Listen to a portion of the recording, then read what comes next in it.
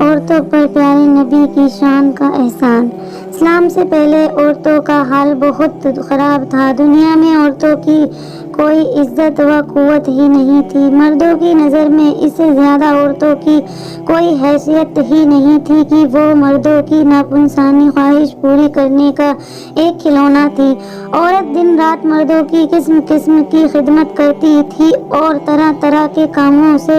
یہاں تک کہ دوسروں کی محنت مزدوری کر کے جو کچھ کماتی تھی وہ بھی مردوں کو دے دیا کرتی تھی، مگر ظالم مرد پھر بھی ان عورتوں کی کوئی قدر نہیں کرتے تھے، بلکہ جانوروں کی طرح ان کو مارتے پیٹتے تھے۔ ذرا ذرا سی بات پر عورتوں کے کان ناک آجا کاٹ لیا کرتے تھے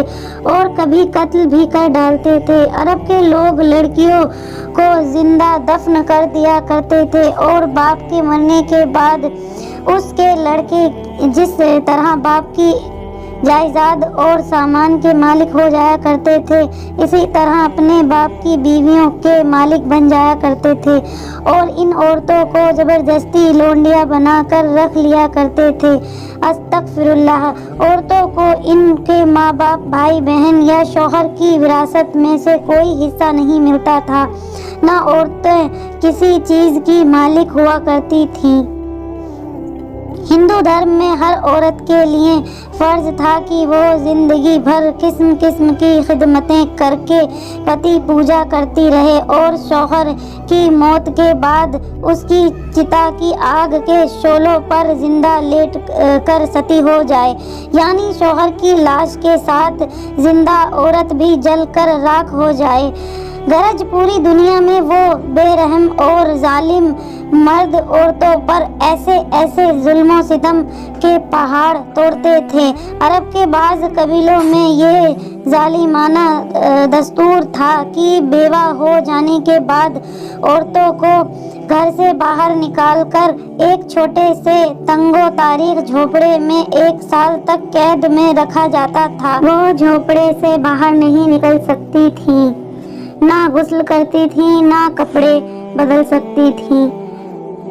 کھانا پانی اور اپنی ساری ضرورتیں اسی جھونپڑے میں پوری کرتی تھیں۔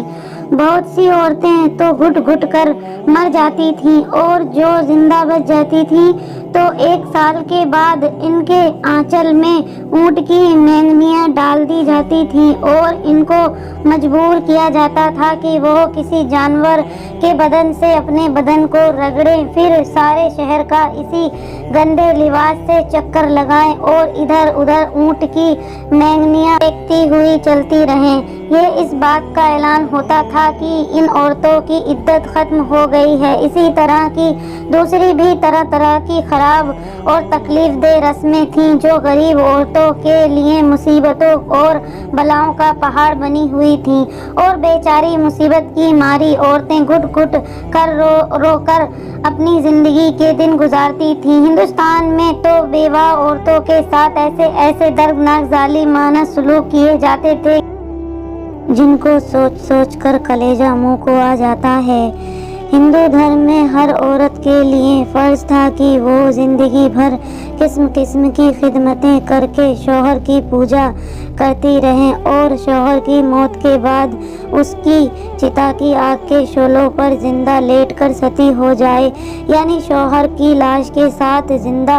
عورت بھی جل کر راکھ ہو جائے۔ غرض پوری دنیا میں وہ بے رحم اور ظالم مرد عورتوں پر ایسے ہی ظلم و ستم کے پہاڑ توڑتے تھے کہ جن ظالموں کی داستان سن کر ایک درد مند انسان کے سینے میں رنج و غم سے دل ٹکڑے ٹکڑے ہو جاتا ہے۔ ان مظلوم اور بے کس عورتوں کو مجبوری و لاچاری کا یہ عالم تھا کہ سماج میں نہ عورتوں کے کوئی حقوق تھے، نہ ان کی مظلومیت پر داد و فریاد کے لیے کسی قانون کا کوئی سہارا تھا۔ ہزاروں برس تک یہ ظلم و ستم کی ماری دکھیاری عورتیں اپنی اس بے کسی اور لاچاری پر روتی بلبلاتی اور آنسو بہاتی رہیں، مگر دنیا میں کوئی بھی ان عورتوں کے زخموں پر مرہم رکھنے والا اور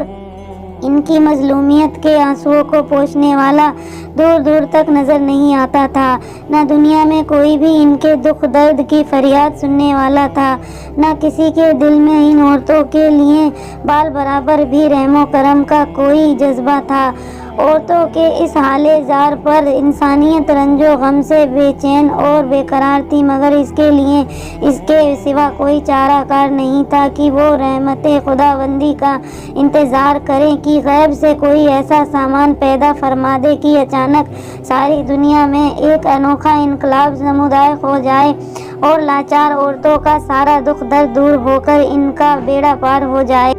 چنانچہ رحمت کا آفتاب جب طلوع ہو گیا تو ساری دنیا نے اچانک یہ محسوس کیا کہ جہاں تاریک تھا، ظلمت کتھا تھا، سخت کالا تھا، کوئی پردے سے کیا نکلا کہ گھر گھر میں اجالا تھا۔ سبحان اللہ۔ عورت اسلام کے بعد جب پیارے رسول رحمت حضور محمد مصطفیٰ صلی اللہ علیہ وسلم خدا کی طرف سے دین اسلام لے کر تشریف لائے تو دنیا بھر کی ستائی ہوئی عورتوں کی قسمت کا ستارہ چمک اٹھا اور اسلام کی بدولت ظالم مردوں کے ظلم و ستم میں کچلی اور روندی ہوئی عورتوں کا درجہ اس قدر بلند و بالا ہو گیا کہ عبادت و معاملات بلکہ زندگی اور موت کے ہر محلے اور ہر موڑ پر عورتیں مردوں کے دوش بدوش کھڑی ہو گئیں اور مردوں کی برابری کے درجے پر پہنچ گئیں۔ مردوں کی طرح عورتیں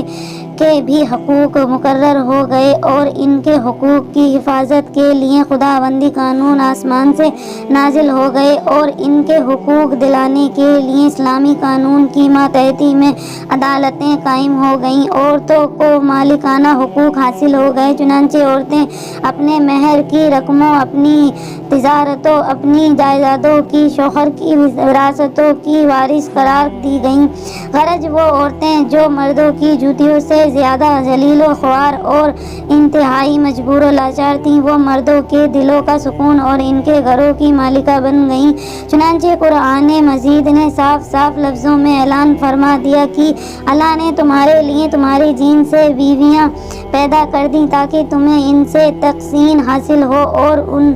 سے تمہارے درمیان محبت و شفقت پیدا کر دی۔ اب کوئی مرد بلا وجہ نہ عورتوں کو مار پیٹ سکتا ہے، نہ ان کو گھروں سے نکال سکتا ہے اور نہ کوئی ان کے مال و اسباب یا جائیدادوں کو چھین سکتا ہے، بلکہ ہر مرد مذہبی طور پر عورتوں کے حقوق ادا کرنے پر مجبور ہے۔ چنانچہ خداوند قدوس